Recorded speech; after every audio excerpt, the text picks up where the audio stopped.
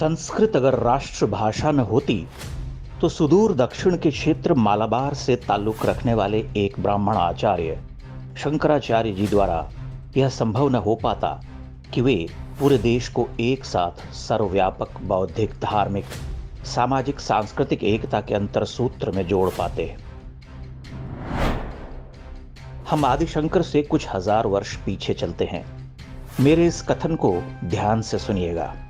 कुछ हजार वर्ष पीछे, लगभग 10,000 वर्ष पहले, जब विश्व की अन्य सभ्यताएं संवाद के लिए बोलियां विकसित कर रही थीं, तब भारत में वैदिक मंत्र रचे जा रहे थे। ऐसे वैदिक मंत्र जो आज तक जीवन और दर्शन के श्रेष्ठ काव्य माने जाते हैं।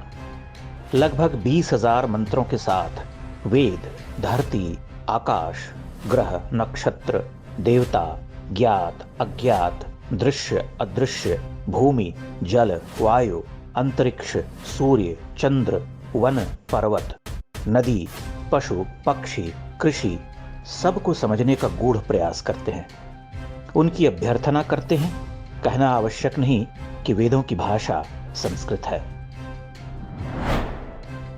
वेद के बाद उपनिषद, रामायण और विशालकाय ग्रंथ महाभारत, जिसमें जीवन के सभी पक्षों का द्वितीय उद्घाटन किया गया है, की रचना संस्कृत में हुई। फिर आरण्यक, ब्राह्मण ग्रंथ और पुराण। ज्ञान, विज्ञान, दर्शन, गणित, साहित्य, कला, संगीत, वास्तु आदि सभी विषयों में जो भी महत्वपूर्ण रचा गया वह संस्कृत में ही रहा। आपको ध्यान होगा कि आदिशंकर ने अपना दिग्विजय संस्कृत भाषा में किया था।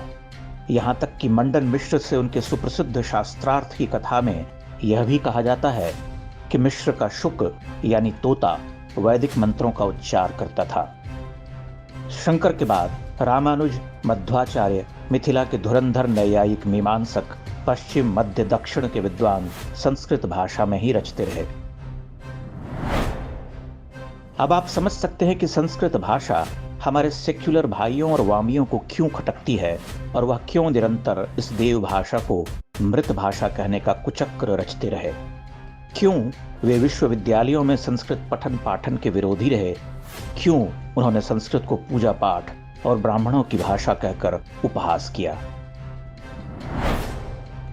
पश्चिम के सभी मुक्त चिंतन करने वाले दार्शनिक भी संस्कृत के आगे नतमस्तक रहे। पाणिनीय व्याकरण से उन्होंने बहुत कुछ ग्रहण किया। संस्कृत भाषा की वैज्ञानिकी और संरचनात्मक सुंदरता ने उन्हें अभिभूत किया और कुछ कुंठित विलायती संस्कृत का वैभव देखकर ठिठक कर रह गए। फिर दुष्टता में उन्होंने इसे नष्ट करने के षड्यंत्र रचे, जिसका सूत्रपात करने वाला मैकॉले था। धीरे धीरे मैकॉले की लाखों संतानें इसी देश में जन्म ले गईं और आज हमारे ही अपने कहते हैं कि संस्कृत तो ब्राह्मणों की भाषा है। यह आत्मघृणा का भाव ही वामियों और सेक्युलरों का सबसे प्रमुख अस्त्र है। अब धीरे धीरे जो जागरण आया है उससे भारत ने पीछे पलटकर देखना शुरू किया है और वामियों की छाती फूलने लगी है। उनकी असल चिंता यही है कि 200 वर्षों का कुचक्र टूटने लगा है। आप इस षड्यंत्र को समझ सकते हैं। संस्कृत भाषा यहाँ एक प्रतीक है, यानी जो श्रेष्ठ था उसे मलिन किया गया। इसीलिए कभी हिंदू धर्म तो कभी हमारे धर्म ग्रंथ, कभी पूजा पद्धति तो कभी ब्राह्मण, क्षत्रिय या वर्ण व्यवस्था को निशाना बनाया जाता रहा।